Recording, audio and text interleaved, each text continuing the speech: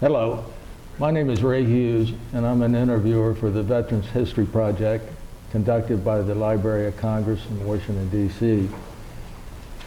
Today's date is the 22nd of December 2017, a Friday, and this interview is going to be conducted here at the Cincinnati Hamilton County Public Library, monitored here by Brian Powers, who's our cameraman today. And today we have the honor and privilege of interviewing World War II veteran Robert George Arand, a pilot in the United States Army Air Corps. And Mr. Arand, it would be all right to call you Bob? That's great. Great. It's a pleasure to meet you and a pleasure to have this interview. If you would, Bob, tell us the date of your birth and where you were living when you were born. My birthday is December the 7th, 1922. I was born on Coleraine Avenue in Cincinnati on that day.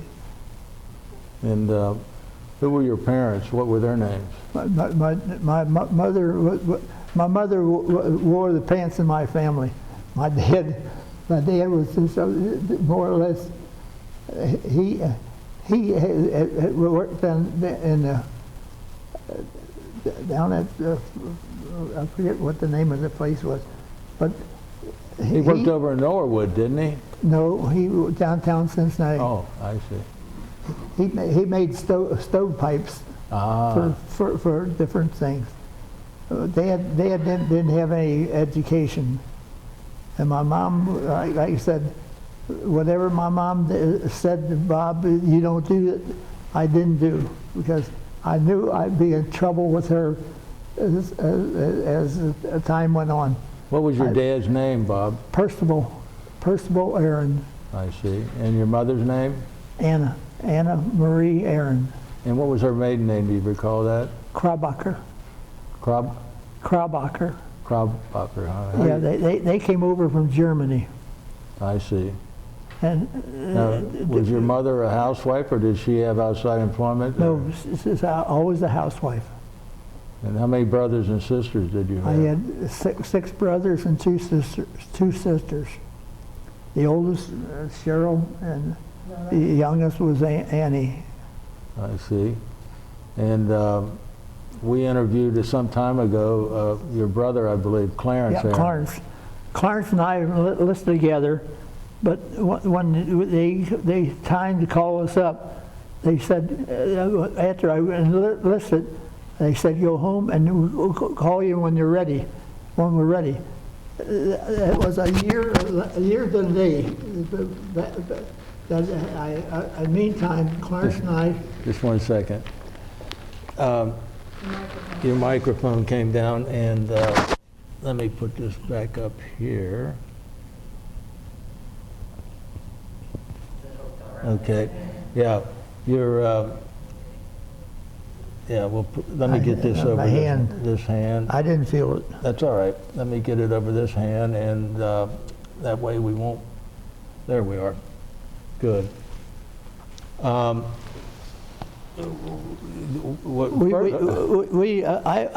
went to Wright Pat to take the test, and right after the war started. And then I failed it by 2 points. So the sergeant said... You've taken a test to be a pilot? Yeah. I said to my mom, I'm not going to go in the infantry. My oldest brother, Ed, he was already in the service, drafted in. He got drafted in May of '41, before the war started. Mm-hmm. And then I said, Mom, I'm not going to get drafted and get in the infantry. I want to try to be an aviation cadet. So I went to Pratt Field and took a test, and I flunked it by 2 points. So the sergeant said, Bob, don't worry. We'll be down in Cincinnati at the Federal Building on Fountain Square in January of, no, and he said 2 weeks. So that would have been, because I went up and I forget what date I went up to take the test. And That's all right, keep going. So, did you come back down to Cincinnati and take the test yeah, again? Clarence and I went down with a bunch of other fellows that we played bowling with in our bowling league, and all. They didn't take the aviation cadet.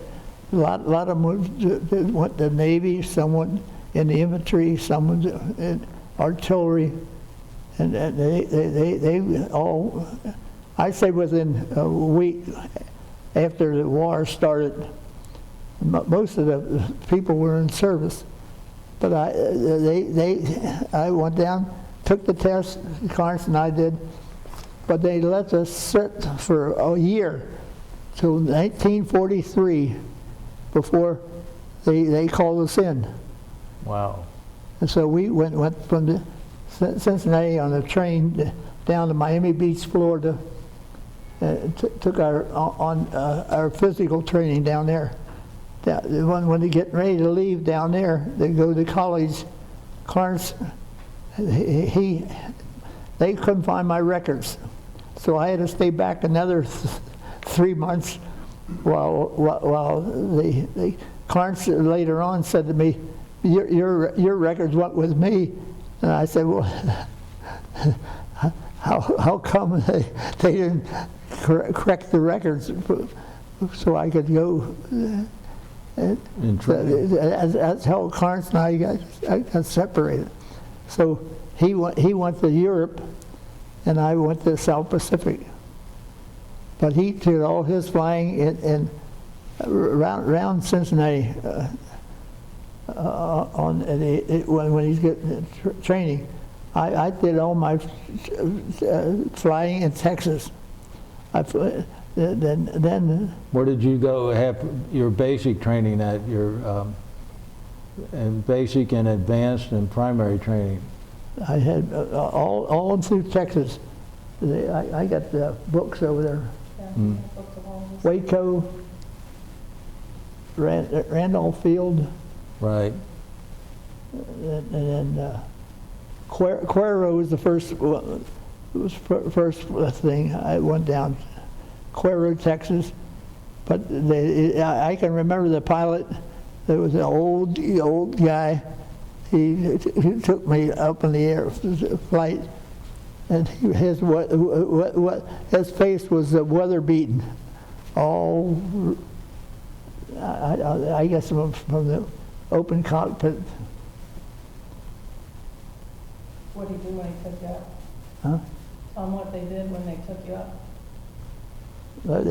He just flew us over around. Did he turn you upside down? No. No. I don't think I ever. He would cut the throttle, and then you had to try to make an approach to land in some kind of a field, whatever was open down there. But that was about it. Mm-hmm. Well, when you finished your flight training, then you were commissioned as a second lieutenant? Yeah, second lieutenant. Yeah. And where did they send you after your flight training was over and you were commissioned as an officer and a pilot? I went out to California to get my crew. But the trouble is, I was a second lieutenant, and the navigator was the first lieutenant. He was in the infantry, and he transferred over into the Air Force. Wow. And then he was really good. I give him credit for getting me back many a time on some of the missions. Do you remember his name? Yeah, the Arand. I got a picture of him over there. Did you pick your whole crew out then? No, they just assigned people to Marvin Hill Actually, in the South Pacific, I doubt the crew of the missions I flew, I say most of my crew wasn't with me. They just, whatever people was available, they put in there. When you went to California, did you know you were going to be flying B-24s? Oh yeah. My trouble is my long legs. They couldn't fit in a P-47 at that time. That was the main fighter plane. Right. But my legs were so long, they said you have to be you can't sit with the long legs in a cockpit. Well, when was the first time you got into a B-24? Oh, that was at I flew B-25s first. Oh, you did? Where at? Down in Texas, Waco. I flew B-25s, then they transferred over to B-24s, and you had to more or less get yourself back into shape. That was there's a lot of difference between flying a B-25 with two engines and then flying a B-24 with four. Well, in a ways, you're right.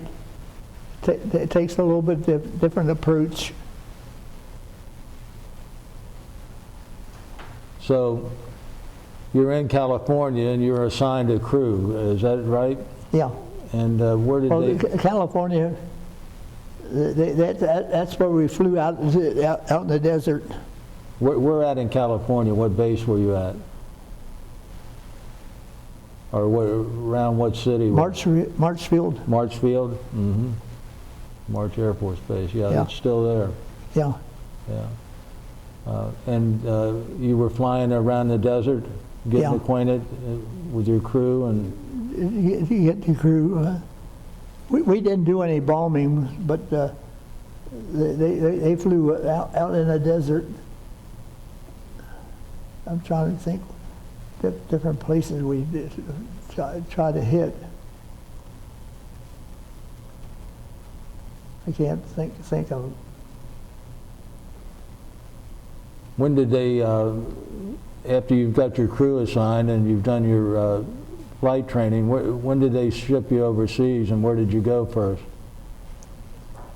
That's where Clarence and I differ. He went across the ocean on the Queen Mary at Europe. Right. And I went with a freighter, not a freighter, a freighter from California to due west side. No, it was down New Guinea. What's the name of it? What are you trying to think of? The name of the freighter? Or? Yeah, the name of the. No, I know the name of the freighter. I don't remember either. Huh? I don't remember what you told me. How long did it take to get over to? Did you go from California to New Guinea, or did you stop? No. We were out in the ocean by ourselves, and they zigzag all the way out there. Took us 30 days from California to Finsaven, New Guinea. That's where I landed. And then we got assigned to the second squadron. We got assigned to the 22nd Air Bomb Group. And was your base right there at Finsaven? No, we lived in tents. They assigned us. Then I think my first flight. Most of my bombing missions were up on the Indochina, or at that time. What the name of the? Formosa? Yeah, Formosa. Well, you were assigned a B-24 plane there in New Guinea, correct? Yeah. And Well, the squadron we had, whatever was available, you flew. You had no plane assigned to you. I see. So you'd fly a different plane, maybe I every... flew some of the things I shouldn't have been flying, because I flew one plane that you flew like this, crab. The tail was twisted. But as long as the plane could get off the ground, that's what you flew. How many bombs did you normally carry on a mission? Were they 100-pound bombs or 500-pound bombs? 500-pound bombs. 500 pounds? And how many did you normally carry on a mission, would you say? I never counted them, to be honest with you. Mm-hmm. I don't know. Do you remember any of the targets that you had? Oh, yeah. In Indochina, I remember one mission was on Hong Kong, and that was the fleets. The Japanese had ships in the harbor, and we got fire bombs down on top of them. Mm-hmm. To try to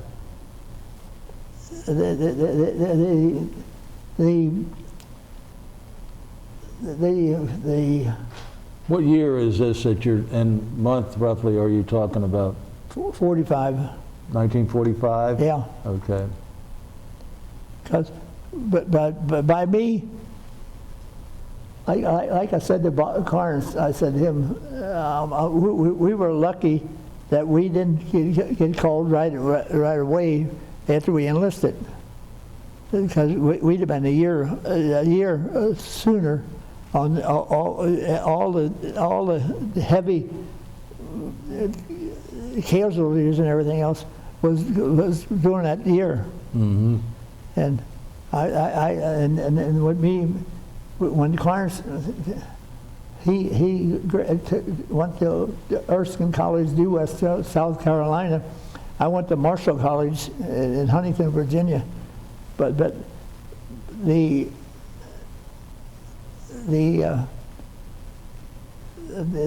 dates we had, I'm getting confused now. He was 3 months ahead of you Oh, in going through. yeah. I have pictures in the book here, different places. Cuero, Texas was the first place we went. Then we went to Waco, Texas, then Temple. I flew B-25. That's when the Americans bombed Tokyo with the B-25s that took off. He had the training was you put the brakes on, get it full throttle, and when they hit 80 miles an hour, you let the brakes loose and try to imitate. I guess they were going to try to do some more bombing off of aircraft carriers with B-25s. Right. Preparation for Doolittle, yeah. Yes. We Yeah. were going to practice getting ready for Doolittle, take off from the boats. Yeah. Jimmy Doolittle and the Doolittle Raiders took off on the 18th of April, 1942, off the USS Hornet. Right. Which is the name of our breakfast group, incidentally. And Clarence belonged to the USS Hornet group. I said to Clarence, you want to cross in a luxury. I want to cross on a goddamn freighter. It would be Cape Meares. And it took us 30 days from the time I left California till I hit Finsaver, New Guinea. And the name of that was San Maris? Cape Meares. Cape Maris, yeah. I figured you'd remember that as we got to talking, yeah. Yeah. That, He talked about He slept on the top of the freighter because he wasn't going to be Oh, in the bottom. I was just gonna- I slept on the deck All the time? all the time. Now, you had your whole crew with you on board the Yeah. Cape Maris.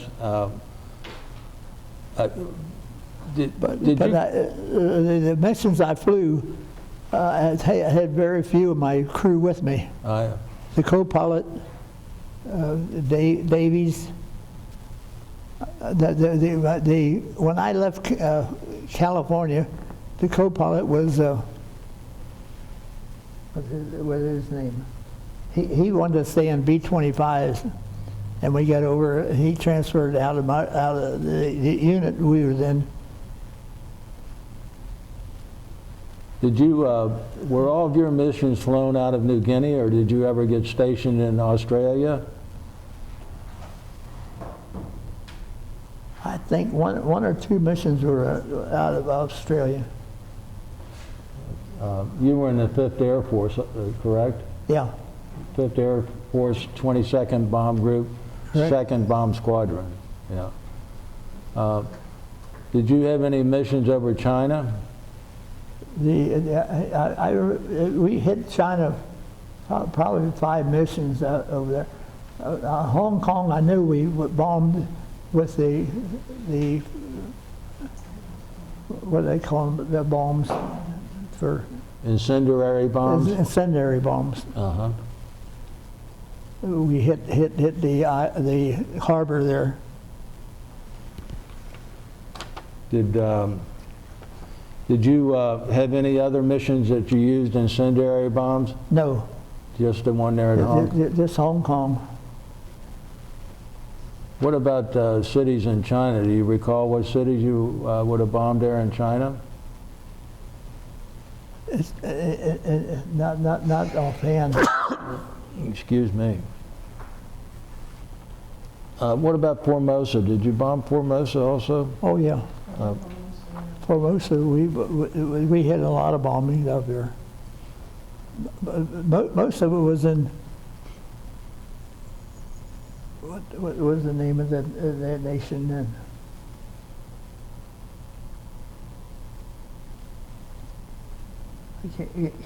I can't recall. What do you mean, what nation? Another country? Besides? Yeah. I got here Indochina, where that would have been Vietnam or Cambodia. I don't know what they mean by Indochina. Yeah. That was a ribbon. He participated in the Indochina offensive, I guess. But he did more from Formosa, it said. He what? He did more from Formosa. And then you did go up to the Philippines later in the war, didn't you, Dan? Were you in the Philippines during the war? Yeah. What were you doing in the Philippines, Bob? Were you at Clark Air Force? Clark Field. Uh-huh. I went from Indochina. That was down in Wewak, New Guinea, Mm-hmm. and then we had trying to think.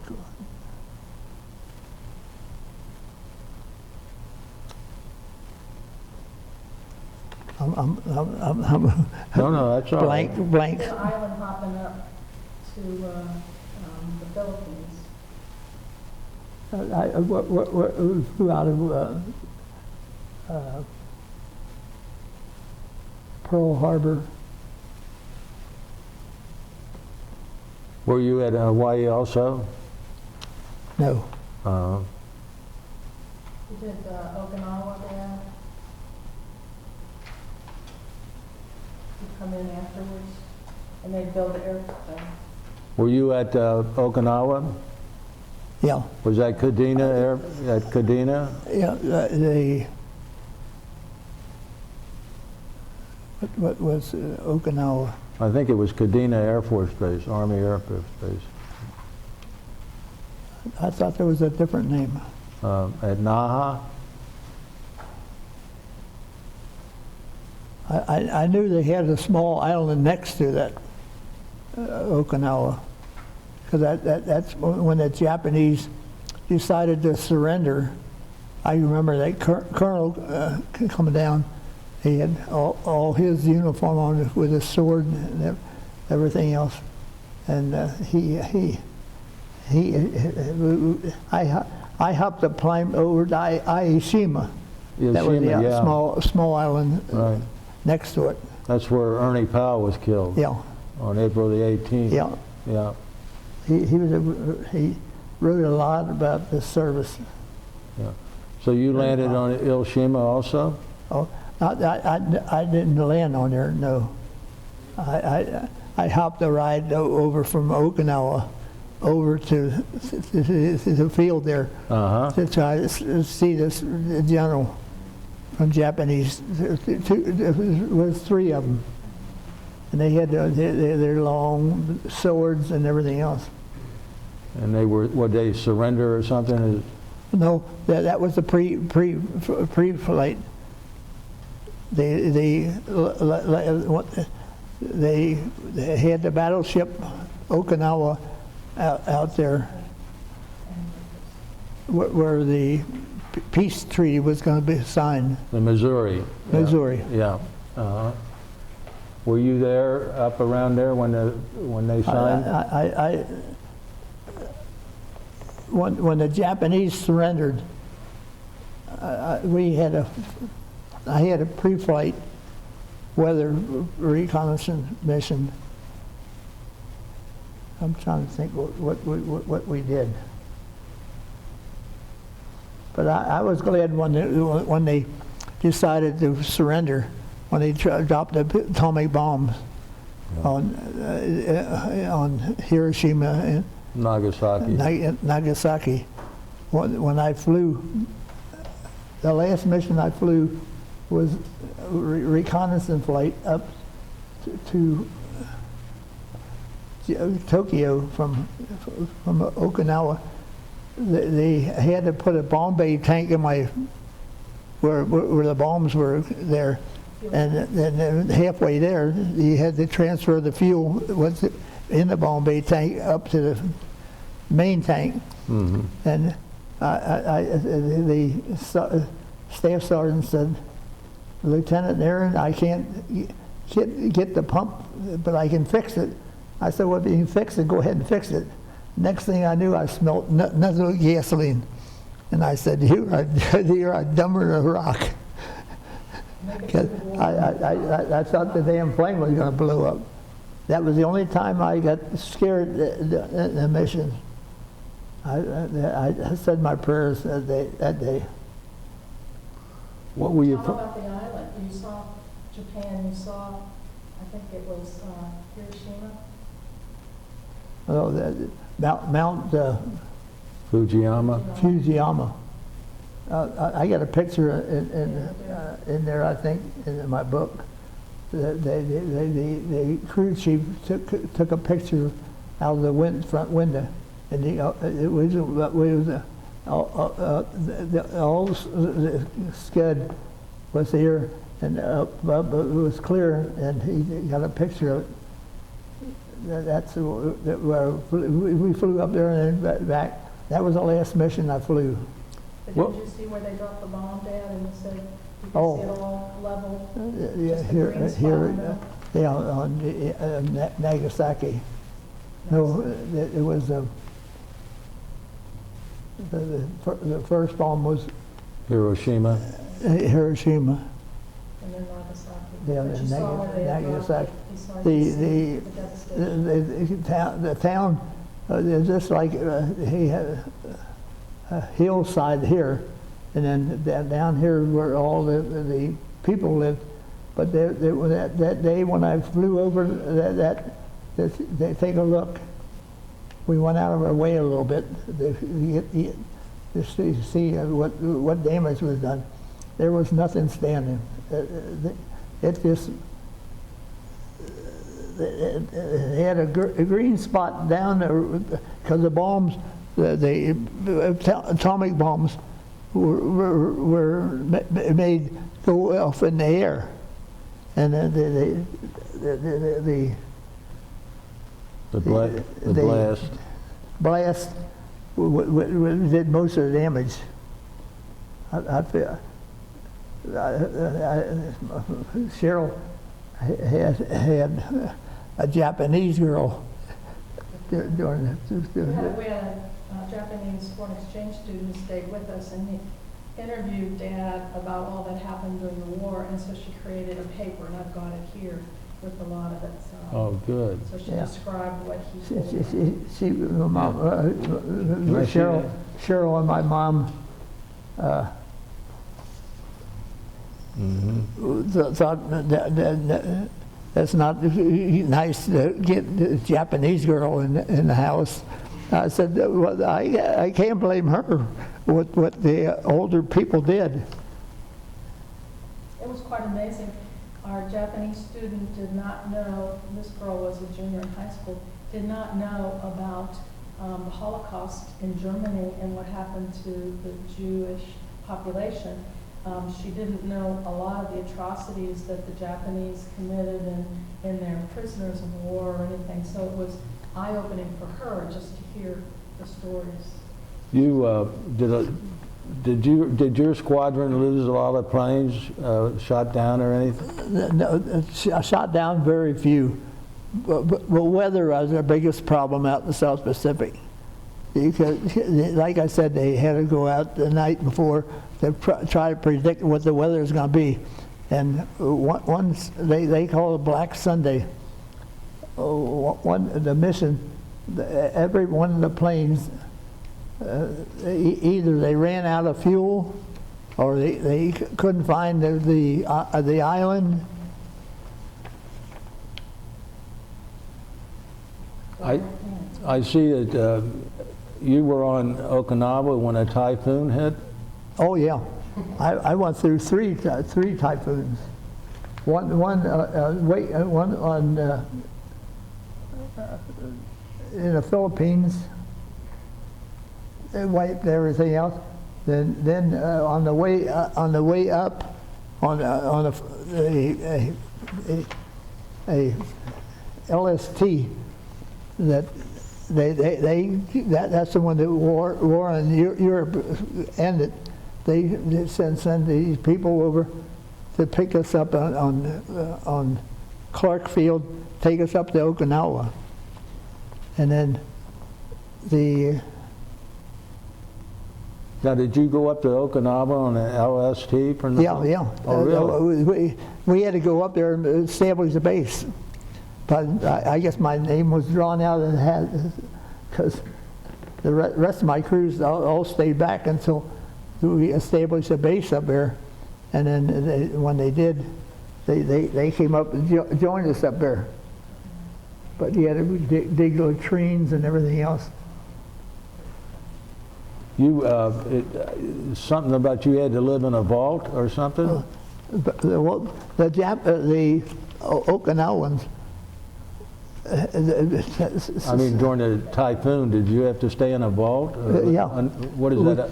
The burial vault, where the Okinawans would bury their dead, and then they have the virgins of the village come in, put their bones in an urn, and we slept in them, and then we threw the bones out. I'm sorry to say, I wish I would never had to do that. But we threw the bones out on the ground, and then that's when the Japanese was still in command up there. They had the people, the young girl and mothers, scared to death that the Americans would come up and rape them and cause havoc. But we never did anything like that. So what was the purpose of going in the vaults? Huh? To survive the typhoon. Yeah, when the weather outside it's so nasty. You want to get in and out of the weather. So all the planes, that couldn't fly, they were just Oh. toppled over and blown off the island. They flew all the planes that were able to fly over to Guam and Saipan, and then what was left over, this down the runway and over the hill in the ocean.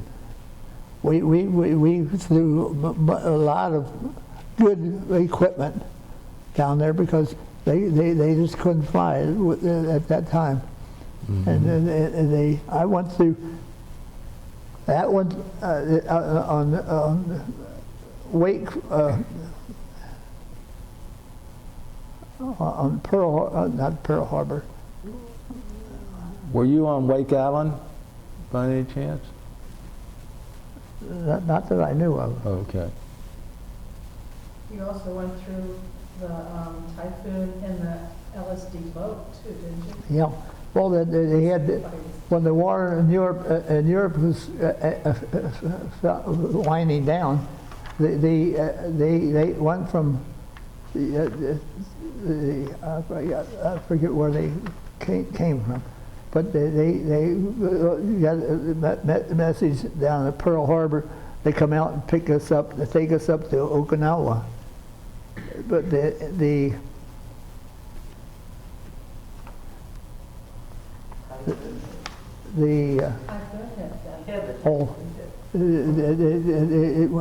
when they got out on the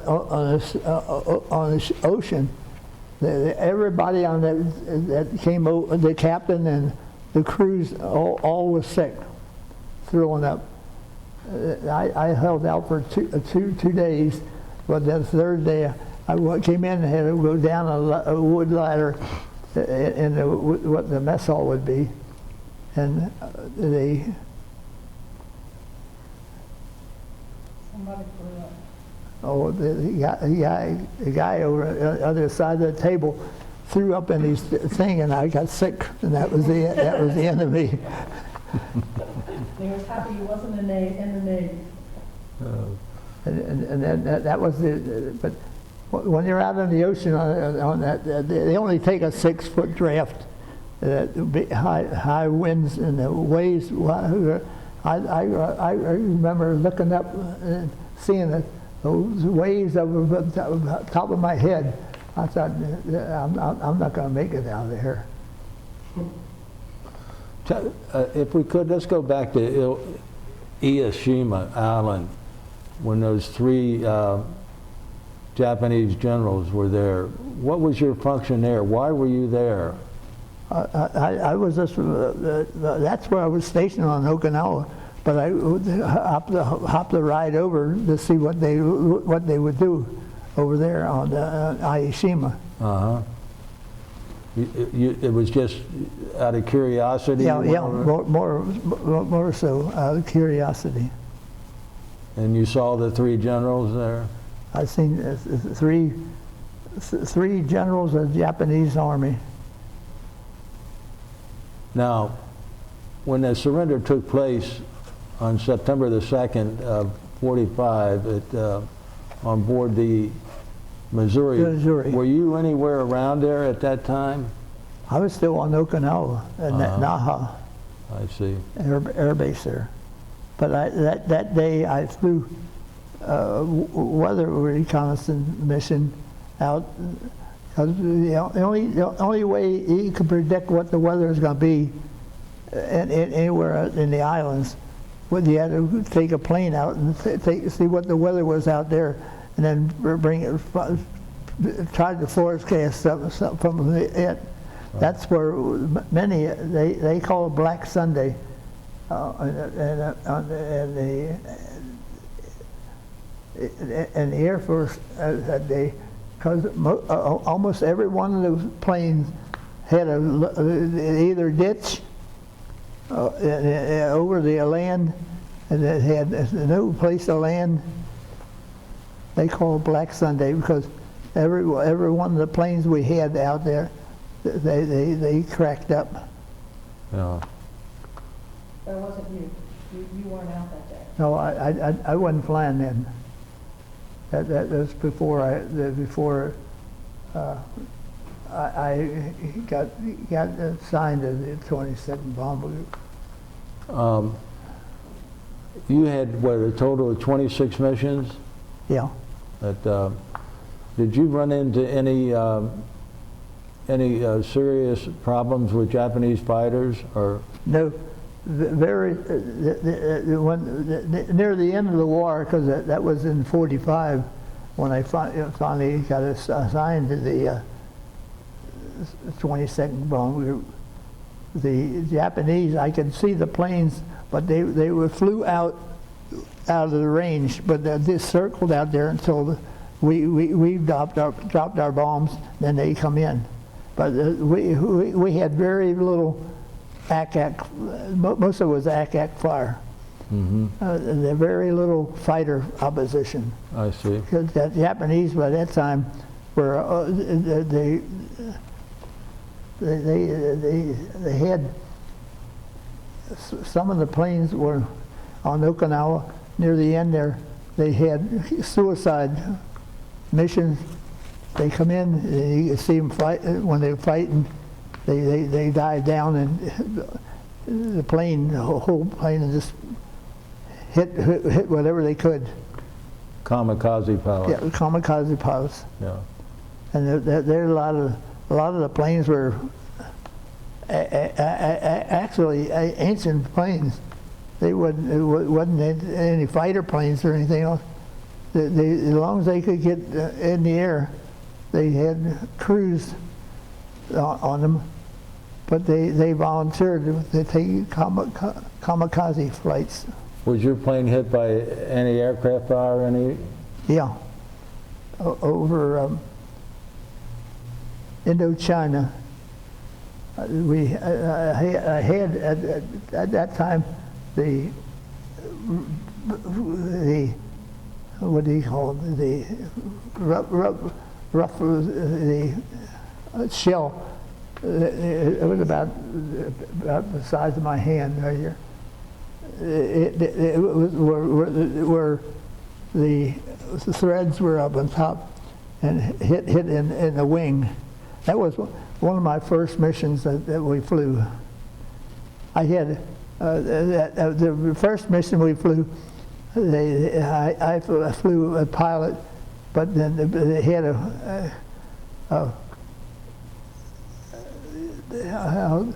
how would I say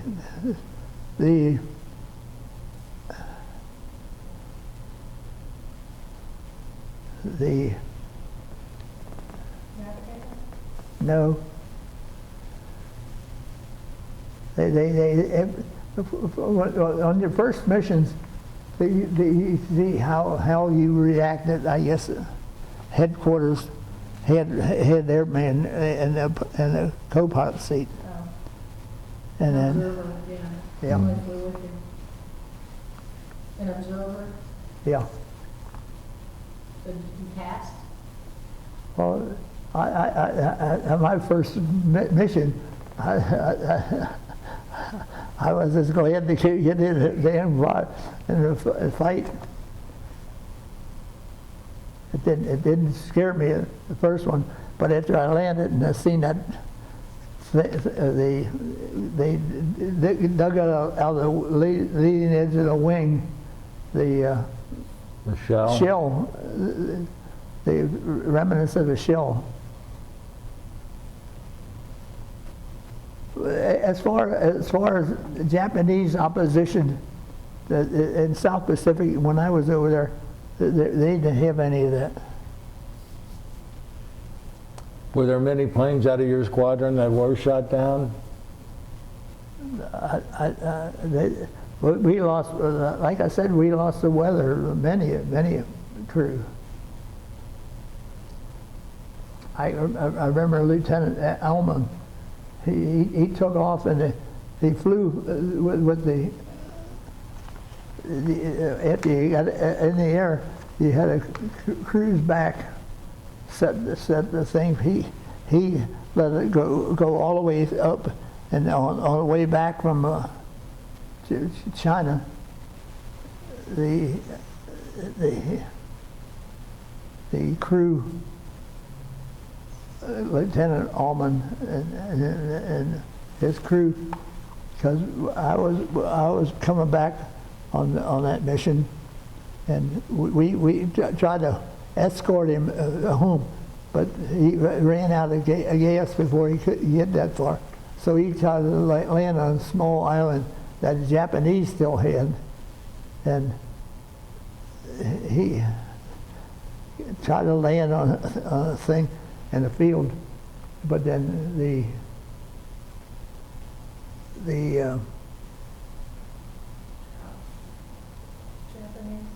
Japanese? no,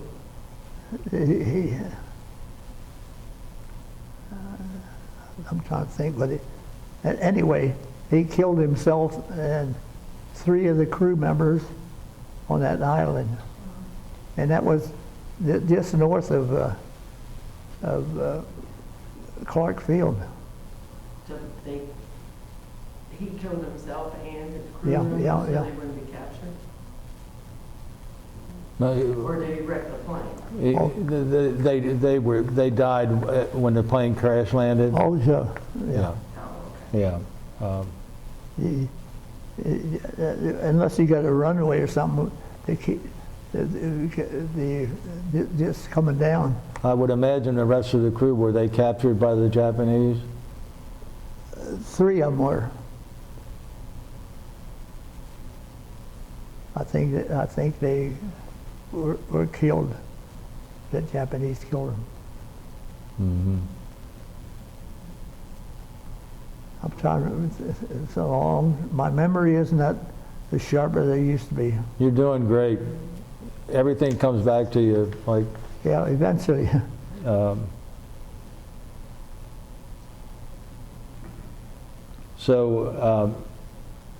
I forgot to ask you where you were and what were you doing on December the 7th, 1941, when the Japanese attacked Pearl Harbor. I went to church, and after church we had a bowling league. I was a member of the bowling league at Burgard's in Cincinnati. And I remember when we come out from the bowling alley, we went across the street where there was a bar over there, and we had a beer usually before we come out back home. And I remember a boy over there selling extras. Pearl Harbor attack, and within, I say, a month, all of the league, all the members of the league was in the service. But I didn't. I went down and enlisted, but like I said, at that time there was no second fiddle. It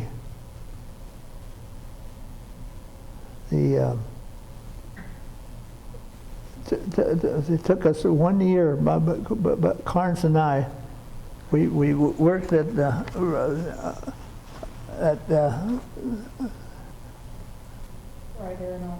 Wright Aeronautical at that time, but now it's GE, General Electric, down in Cincinnati. were you working at GE? Oh yeah, no, but that's what the Wright Aeronautical owned that before. Right. Before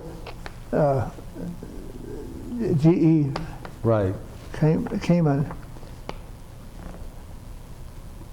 By the way, December 7th is his birthday. Yes. So Yeah. Pearl Harbor happened on his birthday. Yeah. So you had to wait a year before you were called up. What were you Yeah. doing for that whole year then? All I knew is we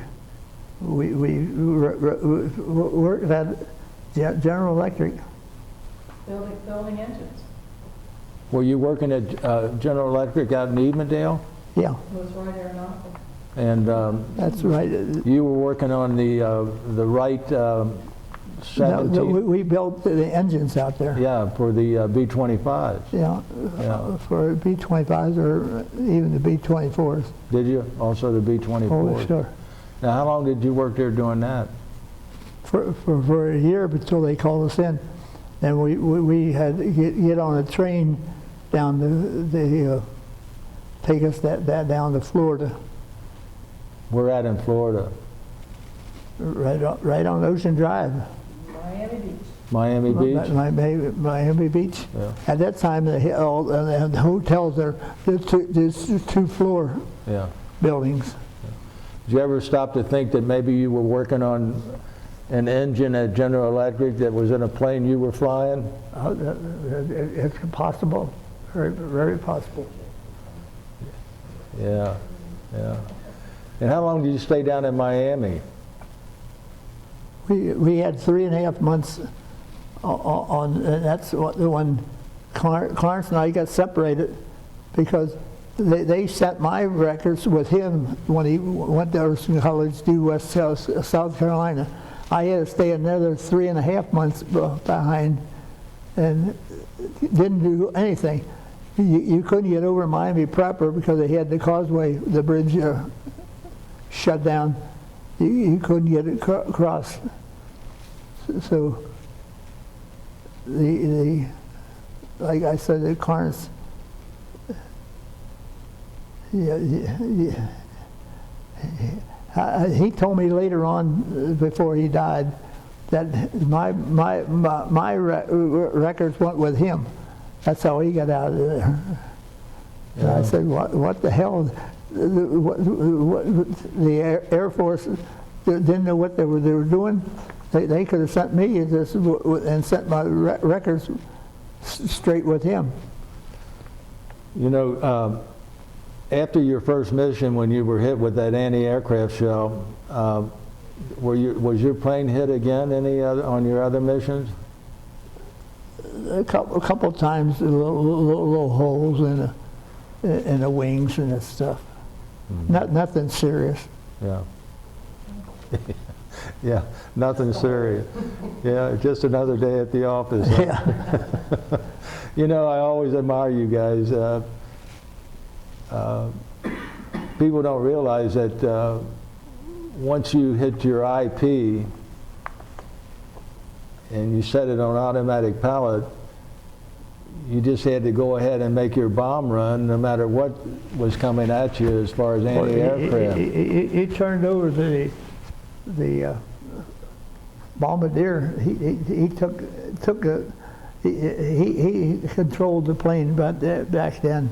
Yeah, and after he dropped the bombs, then you could take back over as a pilot. Take it back off. Yeah, that takes nerves of steel to do that, and we just act like it's another day at the office, but there's nothing you can do until you've dropped your bombs. No.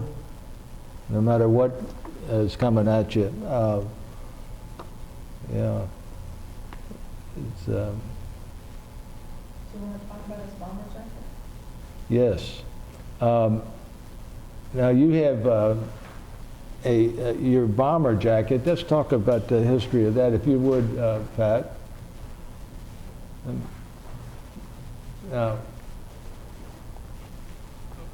And what we have here. I don't think that. This is the jacket that you wore when you were in the 22nd Bomb Group. And on the back of it, it has the Red Raiders, the 22nd Bomb, and Bomb Group, and it has your insignia on there. And tell us about this. The history of this jacket when you came home from the war. You brought it home from the war with you. Yeah, I didn't smoke, but on Saturday, wherever he was in the South Pacific, they sent at the air base. You went to the PX and they issued a carton of cigarettes and a 6-pack of beer. and I had a duffel bag because at that time, South Pacific, they didn't have any money over there. Nobody got paid, but you had to send your pay home, whatever your address was. That's where they paid the $50 a month that you got for flying. Let's see, what did it say? You got all the cigarettes and the beer. Oh, I had a duffel bag because over in the South Pacific, they take R&R, relaxing and thing. They flew us down to Australia for a week, but they had all the men down there were gone, and the women down there. I went to a nightclub down there, and with a carton of cigarettes, and I had all I wanted.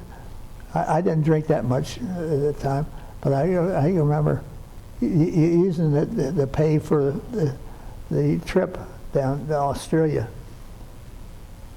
Favorite cigarettes. Yeah. So what'd you do? That was like money. Yeah. American cigarettes, yeah. Yeah. What city did you go to in Australia? Auckland. Auckland? Yeah. Yeah. And did they have dances there with the young women and things Oh like yeah. Yeah. Did you do much dancing? Well, what I could do, I'm not like Clarence. Clarence, him and he took lessons of the dance. How'd you get the bomber jacket there? When did you get your bomber jacket? I picked it up. It wasn't issued to me. It was issued to somebody else. And I paid. I think I gave a carton of cigarettes for it. Oh, really? Yeah. And where did you pick it up Well, at? the name there, Robert Arand. Yeah. The young lady that did our washing laundry, and she said the young boy came through the camp. He said, my mom can put your name on it. I said, well, go ahead. So I paid him. I don't know what I paid him in it. And so, What happened when you got it home? so this is the one you wore on your flights when you were flying your plane? No, it never went anywhere with me. I just picked it up with the idea that I liked the insignia on the back of it. Yeah. And otherwise, there was no way. We flew all our missions at about 8 to 10,000 feet. I never flew up on oxygen. On oxygen, oh, No, okay. never. Now, if we did a lot of flying on oxygen, that would be worth a while putting it on. But I just use my, at that time it was khaki uniform. Mm-hmm. Well, when you came home, you brought your jacket with you. Yeah. And what'd you do, hang it up in your closet or what? I hung it in my closet in the house, and at that time Cheryl was born, and Bobby was born, and we was expecting a third child. And Ruth said to me, Bob, when are you going to use this jacket? I said, I probably won't use it unless I went to a military parade or something. I wasn't going to walk around the streets with them on. I said, and then she said, you mind if I give it away? I said, go ahead. So she gave it Goodwill. And that was in early 54? When did you want 54? I'm trying to think what date she, 54, 55, Dad, something like yeah, that. something like that. Somewhere around 1954 or 55, she gave it to the Goodwill store? She gave me Goodwill, and John Dowd out in Arlington, Virginia, his daughter went to the camp because John was a man that investigated all your if he lost something or people would get killed and they didn't find the body. He helped the families do it, and then he said Bobby, my son Bobby, and I was eating supper, and the telephone rang, and I said hello, and he said, did you fly with the Red Raiders? I said, yes, I did. Is your name Robert Arand? I said, yes, it is. He said, I got your jacket. What year was this? This is when, Just recently. 2013, So your wife December 2013. gave your jacket away in 1954 or 55, and in 2013 a guy calls you and says he's got your jacket. Yeah. How did he get your jacket? His daughter, and he was going through the Military. She said, Dad, look at this jacket I found. Oh, they found it at a... yeah, they found it, and he said, do you mind if I send you, I'll send you a jacket. I said, great. I said, well, I'll pay for it. He said, I found out later that there was $14 he paid for it. So I was trying to figure out what the heck happened to that jacket all the time. I got the feeling that it laid in the Somebody bought it, Dad, and just not kept it, no? not necessarily. I'm gonna read this article here. This is written on December the 18th, 2013, 60 years after your wife gave Yeah. the jacket to Goodwill. It says, John Dodds, Yeah, a John veteran Dodd. and military history buff, stopped in a Goodwill store in Virginia as he was taking his daughter back to college at James Madison University. As they were about to leave, Haley Dodds called over to her dad. She thought he would be interested in the leather bomber jacket partially obscured among a random assortment of winter coats and other jackets. And then Dodds says, I saw the bomber jacket, and it wasn't until I got closer that I thought it might be the real thing. Dodds, who served for 31 years in the Army and Air Force, when I got real close to it and could touch it, then I realized that it was the real thing. I didn't think I had ever seen a real World War II jacket before.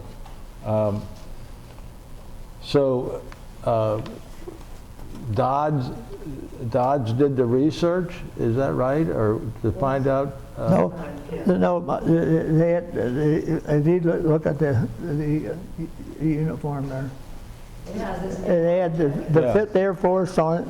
It has the 22nd Bomb Group on it, Yeah, and it has your name. it had my name on the front. Right. And he's a listener. No, otherwise he would never be traced back to me. But the name and the 22nd Bomb Group, 5th Air Force, all in that jacket. Right, right there's the 5th Air Force Yeah. patch. And so he did the research and And located him. located you in Cincinnati, Ohio. Yeah. And luckily we stayed in the same house all these years. And that about a week later, he said, I'll send it to you. And a week later, a big box came from out there, and he sent it to me. Wow, He paid $14 for it. what a treasure. Yeah. Yeah, they must have, they certainly didn't know what they had when they sold it for $14, and this is a real treasure to be.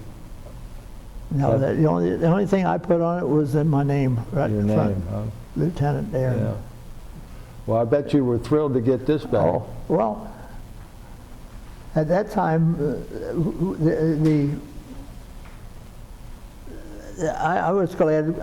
Like I said to him, I said I know what it looks like, and I know what it is. But my sons and daughters that haven't seen it, I'll be glad to get it back. And he said, I'll send it to you. I said, how much do you pay for it? And I'll pay you. He said, no, forget about it. And so he just sent it to me like it was in a box. It brought back a lot of memories, though, Dad. It started to. But the leather was getting hard, but right now, I got some salve, not salve, a can of. He said the guy that was do it. He said, take this and just rub it on with your hand. Right. And to keep the leather soft. Keep the leather moist with the oil, yeah. Yeah, this should last forever. So when were you? When did you get discharged from the Army Air Corps in 1940? On my 60th birthday. So that would have been 60. Would be. I got. December 7th, 1982. No, I mean from. When did you get sent home from the 5th Air Force, 22nd Bomb Group? 1946. Did you come home in 1945 or 1946? 46. 45 I came home, and at Camp Atterbury, where I was supposed to get discharged, I looked outside around the building twice. The line, those who wanted to get out of the service, get in this line, and those who wanted to sign up for over here. I looked, and there's only three guys in that line over there. So I joined again to re-enlisted for another tour of duty, and then they sent me down to Randolph Field in Texas. When I got down there, there were so damn many pilots down there. We didn't do anything all day long. So after a while, I think a month or two, I said, this ain't for me. So I got discharged down there at the reserves. Huh? And you were discharged into the reserves. Yeah. In 1946. Yeah. And April 1946, I think I got discharged out of it. And what did you do then? Did you come home? I came home, and then. How'd you get home, Bob, from Texas to Cincinnati? I'm curious, did you take a bus or a train or? No, probably a train at that time. Okay. And so you got home, and did you go back to your mom and dad's house? Yeah. And so what are you going to do now? You're a civilian again. What'd you do with yourself? Well, like I said, I joined the reserve, and then once a month I had to go up. I flew out of Wilmington. I flew I forget what the name of the plane was, but it was about a boxy airplane as you find a troop carrier A plane. C-47? No, it wasn't no C-47. A C-130? Or was it a cargo plane? I guess it was a cargo. I think it was the C-130. Mm-hmm. That's a twin engine. Mm-hmm. Yes. Flight troops. Yes. Yeah. The only time I got called up was during the Cuban crisis. They sent us down to Florida. What were you flying down there? I did fly. They flew us down with the idea that if we had to, we could help move the troops over to Cuba. Mm-hmm. Yeah. So that's 1960s too, I think it is, October of 62. Yeah. But let's go back to when you came home from World War II, though. You went back to your mom and dad's house. Did you get a job right away, or?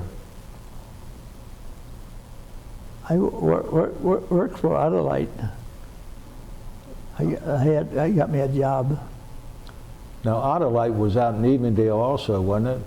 Yeah. What'd you do there? I worked at a dye setter, putting the we made bumpers for automobiles and the braces on the automobiles. Mm-hmm. How long did you work for them? I guess 8 or 9 years.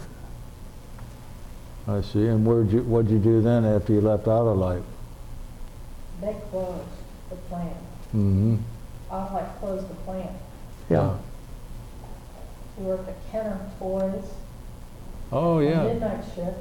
Now, Kenner's was, Kenner Toys. where was Kenner's located at when you were working? Downtown Cincinnati. Downtown Cincinnati. They were in the Kroger building for a while. That was the This was down where corporate, Crosby Field. yeah, yeah. I worked the afternoon shift down there. And the midnight shift. We did midnight too. And how long did you work for Kenner Toys? About a year. Not long, huh? No. We were the my- recipient of broken toys. Of what? Anything that Kenner couldn't sell was broken. Right. We got to Yeah. bring them home to us. Us kids. It was foreman. Didn't you do the? Yeah. Yeah, foreman. Well, that was the afternoon shift. Then And you were, that was over on Sycamore, where you were working as a Yeah. foreman, and they were assembling toys. I forget what street it was down I there. think they were located on Sycamore, probably in that time period you're talking about. Probably, And then in the 70s, they moved to the Kroger building. yeah. But they were over on Sycamore in the 50s, 40s and 50s. Yeah. Then my Brother-in-law. cousin got me a job out at Ford Motor Company. Out in Evendale again. Yeah. And what'd you do at Ford Motor Company? I ran an afternoon shift on semi-line. Uh-huh. Now you were building, they were building a C5 transmission out there then, is that? Yeah. Yeah. Then when they decided to transfer over to the next type of plane, or type of engine, I said, well, I had 20-some years out there with them. He retired in 1984. So did you retire from Ford Motor Company in 1984? Yeah. Not that it matters in our interview, but I sold Fords for 44 years. I was general manager at Cary Ford, right out there Oh, by Cary? you. Yeah, by Yeah. you out He bought there. many cars through Cary Ford. Huh? He bought many cars through Cary Ford. God, I wish, yeah, it's a small world. But so you retired in 1984. Let's go back a little bit now. You're home from World War II. We're back to 1946. Is there any romance in your life or anything like that? Are you going out with a couple girls, or what's going on? Well, like I said, Joe Dickhouse, he was in the 3C camp. And then they went over into the Army. He You grew up with him. Yeah, he said, let's go up to Coney Island for a day. And I agreed, and he said, I'll fix you up with my cousin, Rosemary. Rosemary was younger than than Ruth was. And I went with her a couple of times on dates, but then she said, my sister is, Mom don't like him at all, because he didn't treat Ruth the way he'd be treated. She was engaged. She was engaged. To who? To another guy. Yeah, okay. And her And, mother didn't like the guy. yeah, so you're going with her sister, though? Yeah. Yeah, so what, So she went along. Well, then she came back, and I said to Rosemary, I like your sister a lot more than you.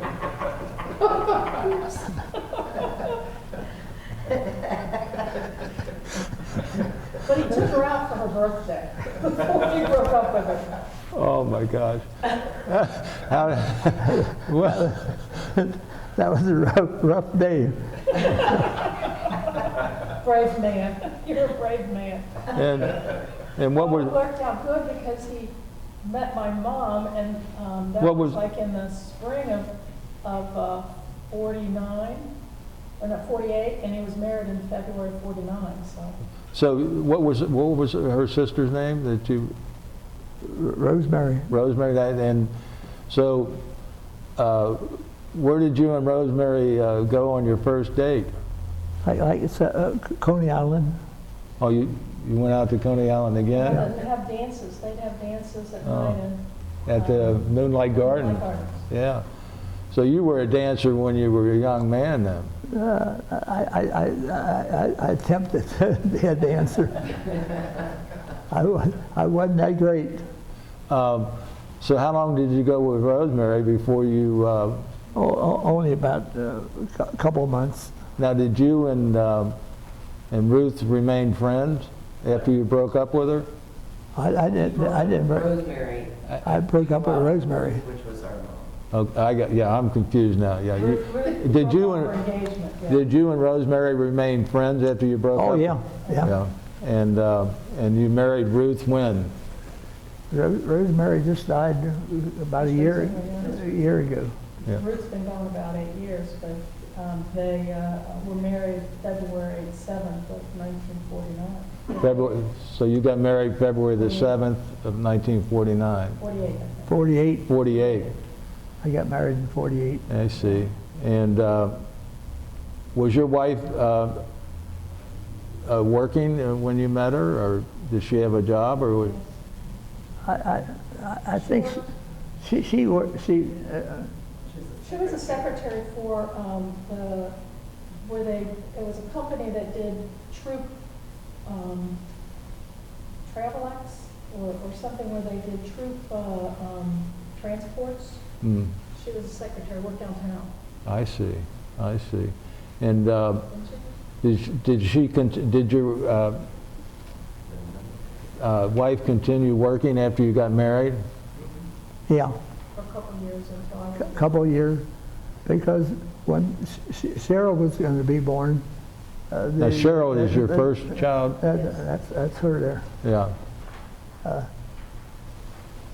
They what I was going to say.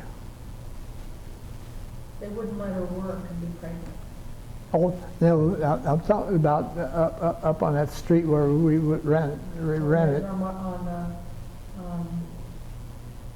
Marshall Hill. Marshall Hill, yeah. Up Clifton, in Clifton. Clifton. Coming up off of remember the Central Parkway? woman, Yeah, when you go. woman said, And Yeah, Dick Smith. Marshall goes straight up the hill. Right, They lived up on Pullen Avenue. uh-huh. And the woman who owned the house there, she said you'll have to move once the baby is born. And then that's when I decided to. You rented in Northside on Pullen Avenue. Yeah. But they also wouldn't let her work after she started showing. yeah, that's a sign of the times that a woman couldn't have a job if she was pregnant, and you couldn't rent to somebody with children. Isn't that Yeah, terrible that's- at those times? that's what it was. And we thought nothing about it in those days. So your first child is Cheryl, and when is she born? November 25th, 1950. November the 25th, 1950? And how many children did you have altogether, Bob? She had 7, 5. 5 children? 5. I'm thinking about my family. You're thinking your family. There was Yeah. 7. 5 of us.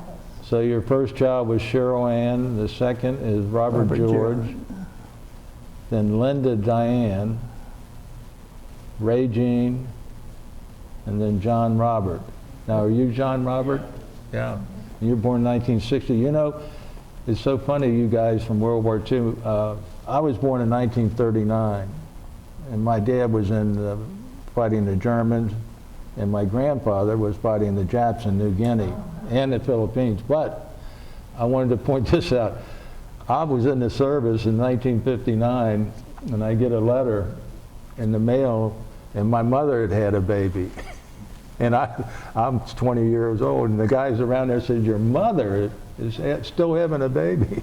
You guys were following that biblical dictum, be fruitful and multiply and replenish the earth. He was the oldest of 8, Yeah. and his youngest sister, I remember her growing up because she was maybe about 5 or 6 years older than me. You know, here I am, a niece, and she's my age. Yeah, I've got the same situation. My first daughter was born in 61, and my sister was born in 59. Yeah. And we still are having a few problems with that identification. I remember when my youngest sister was born. I didn't know Mom was pregnant. Yeah, They wore big dresses, and yeah, you know, he didn't sure, yeah. So did you and your brother Clarence get back together after the war? And We lived next door to each other. what was that address? Mine's 3485 Pool Road, and he was 34. Now, did you and your brother know Jim McCarthy? Yeah. Yeah. He lived down on Chambers Street by Boyd Street. Yeah. It's a small world because Jim McCarthy and Charlene are friends of mine also. And Jim comes to our meetings every month also. But he told me about you guys all living near each other. Yeah, next door to each other. Built, or had the house built, and then Dad wanted to have a house built, and he said that all the contractors were busy. You couldn't get them for years, so he built the house. He was subcontractor. Your dad did? Dad built the house. You built your own house there then, huh? Learned a lot, he said. Now, where are you living now, Bob? Same house. You still living in the same home? Same house. You Oh, live in yeah. the same house. I wanted the park board, Farbach Nature Preserve there, Yeah. wants to buy my house and Clarence's house. Well, Clarence's house is empty right now because his son and his sons and his family taking whatever furniture they wanted out of there. Right. But the park board wants to buy the land, and they said, I got a lot next to me that was 100 100 feet by 270 feet. And they wanted to take that part there. They want all 3 pieces of property. They gave me a price for $25,000 for the lot, and then the house they'll but they if I sell, they say they let me live there until I die, and then it goes right back to the park. But in the meantime, until we get whatever. They wanted the land back because that park is really occupied. Well, it's one of the better parks in the whole park system in Hamilton County. And the original farm was from the early 1800s, included all that pieces of property. So it'll be help at getting it back to its original size. Yeah. Well, I told them I'd rather you take it back. Even if they tear the house down. Now, David, that's Clarence's son, he said, well, in the meantime, if I have to pay the rent of the taxes and everything else, then what will they do for me? Otherwise, I'll try to sell it. But I had a guy on the lot give me a paper in the mail. He would buy the lot, but I said, he said he didn't put any price on the lot, but the park board had $25,000. I paid my mom paid $5,000 at that time. Dad loves that park. Yeah. He has difficulty ambulating, so we got a little all-terrain scooter. Oh. He can go on the park trails and walk through. Yeah. So he loves it. Bob, at this time in the interviews, I always ask Pat Allen and Brian if they have any questions to ask you,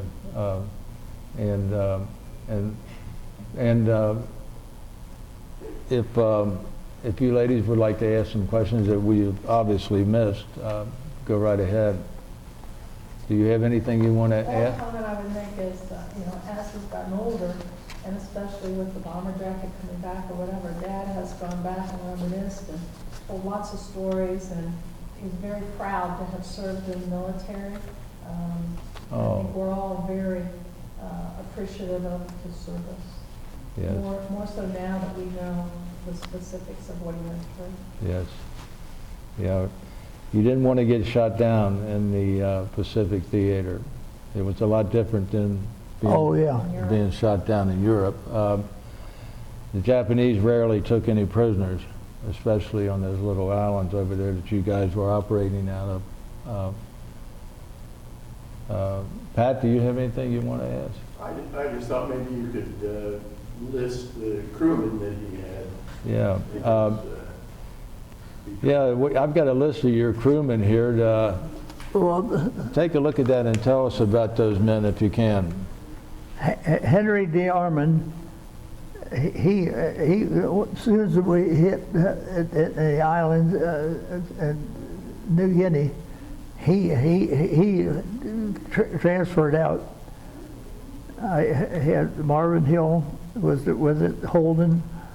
Holden was he was a rank ahead of me because he was navigator, turned out to be the navigator, but then I was a second lieutenant when I got my crew. He was already first lieutenant. John Jenkins, Melvin Hill, Selfries, Willard Head. Willard Head was Pontiac, Michigan, but every year he would stop in to see me. what positions in your crew were those men?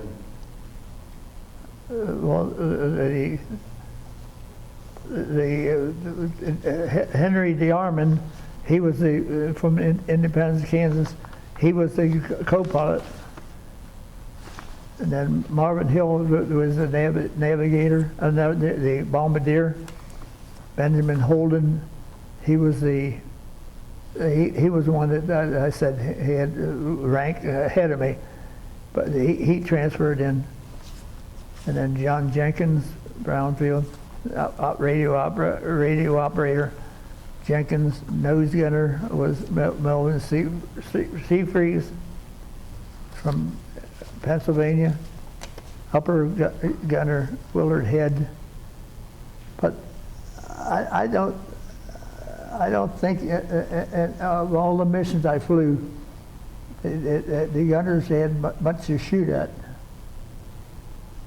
They could, because the guns were all loaded, but the Japanese never came in with the fighter planes on us. I could see one of the missions. The plane was way out in the distance, and you could see him circling around out there, the Japanese, because at that time, back in the end of 45. Well, 45,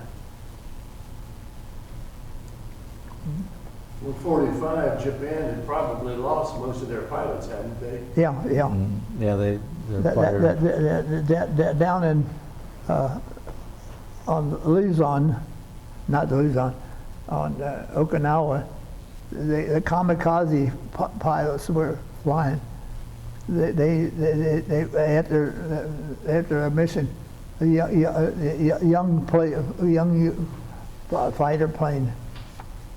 He come in and with bombs in there, and then hit you. Anywhere you could, huh? They fly right into the ships. They fly right in. They had their pilots were all. What do you want to say? Real young, and have they been Real young. They couldn't fly in the planes, but they had suicide missions. Yeah. They probably taught them to take off, but not how to land. Yeah, probably. Have you attended any reunions with your group since you come home? Yes. Yeah. They used to meet every year or so, but it's been a number of years. A lot of the men are gone. There's a couple he's kept in touch with.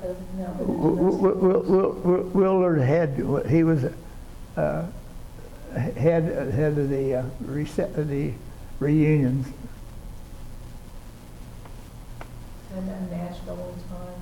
I remember Mom and Dad going down to Yeah. the big hotel and see. Well, you did keep in touch. Yes. I've got Bob, let me take you back. You're going from California over to New Guinea. Now, did you have any problems with Japanese ships or Japanese subs? We went on the freighter. We went to Cape Mears. One time that's where I said I wouldn't sleep below deck. Right. And that night I remember I seen the wake of the goddamn torpedo going across our bow, and I made my mind up. I'm not going to sleep below deck. Yeah. I can swim. Like a dummy, I said I can swim, and at least I'll get a chance. Did you have any fighter escorts when you went on your missions? No. South Pacific. I don't think. Maybe one or two missions early in the 45 that had fighter escort, but. You remember what kind of fighters you had? What were they? Hellcats or? Hellcat and the P-51. Yeah. So did you ever get to Midway Island? I flew down around it, but I was never stationed on it. How'd you avoid Korea? How did you avoid being drafted into Korea? Korean War. Drafted because I was a bomber pilot. They wanted all they wanted. They drew in the fighter pilots. That was already discharged. Mm-hmm. You want to show his medals? Yeah, I was going to show the different medals that you had. I'll have to show, hold these up. This particular medal is for the American campaign. And this medal here is the Asiatic Pacific Theater medal. And this medal here, I don't recognize. That's a Armed Force Reserve Air Force medal. This one here, of course, this is a medal. This is the Air Medal, and I think when you were in, you had to fly. Was it 5 missions or 20 missions to get an Air Medal? I think 20. Yeah, this is a well-earned medal. If you think about flying 20 missions in a B-24, it adds a lot more significance to it. And this medal here is the World War II medal. This is for service during World War II.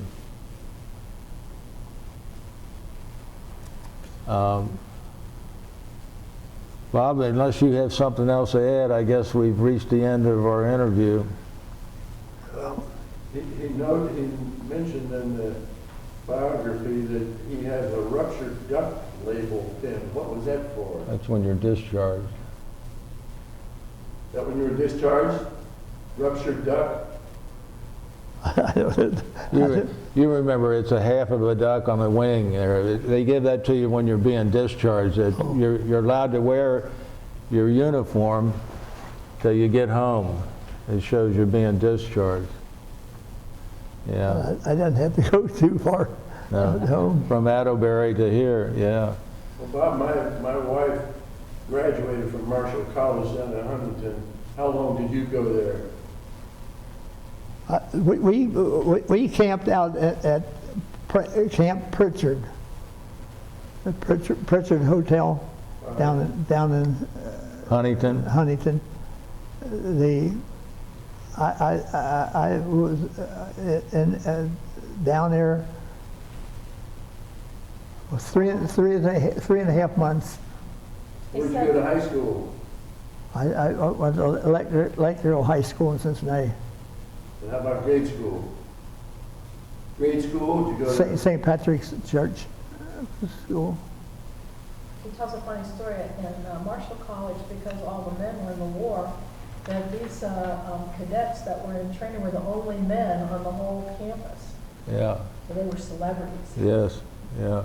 Like going to R&R at Auckland, Australia, with the cartons of cigarettes and yeah.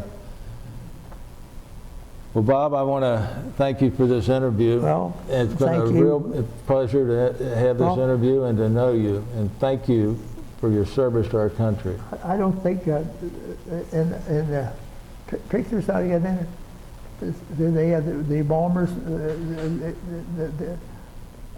The Picture of all the different bombers. Yeah. I don't think you can see them. During the war, the ingenuity of the American people was terrific. They had all the bombers. Uh-huh. They had pictures of Oh, yeah. the designs on the sides. The nose guard. And he said that they were quite artistic and inventive. Mm-hmm. Different nose art, as they called them on the different ones. Yeah. Those guys even would make brew, home brew. Yeah. They were ingenuity. American ingenuity. Yeah, it was. Yeah, I'm just looking here, the 22nd Bomb Group, you had the 408 Squadron, the 2nd Squadron, and the 33rd Squadron, and it's been torn on what the 4th Squadron was. Do you remember what the 4th Squadron was? That book was 33rd. You got the 33rd, the 408th, and the 2nd, but this one has been ripped over that with the, you remember what squadron that was?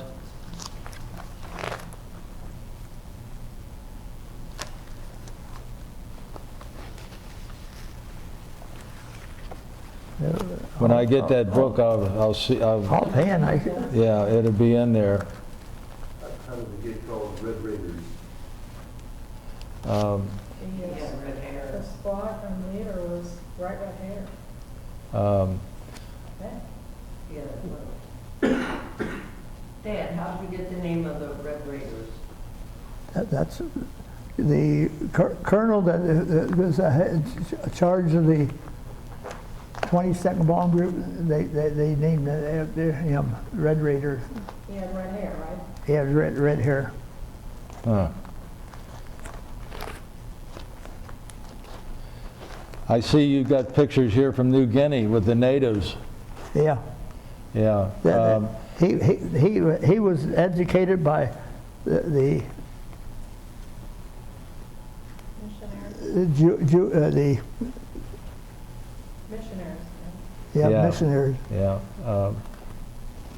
When I get that book all filled, I'll bring it down. Let you look at it. Sorting. Yeah. Well, I'll be in touch with you as soon as I get my book I'm going to order after this interview so that you can sign it for me. Good luck to discuss. But thank you again, sir. I say thank you again. Thank you.